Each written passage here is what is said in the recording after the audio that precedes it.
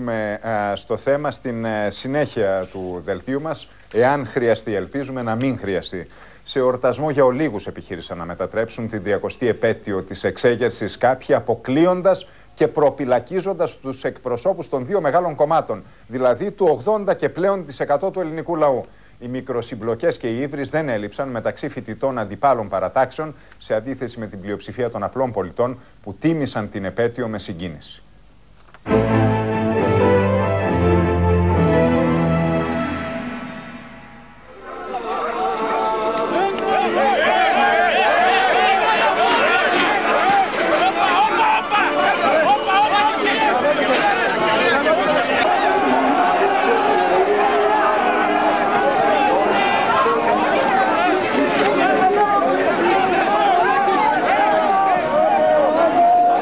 Φοιτητές προσκύμενοι στην ΠΑΣΠ και μέλη της εξοκοινοβουλευτικής αριστεράς έρχονται στα χέρια και ανταλλάσσουν ύβρις στο προαύλιο του Πολυτεχνείου.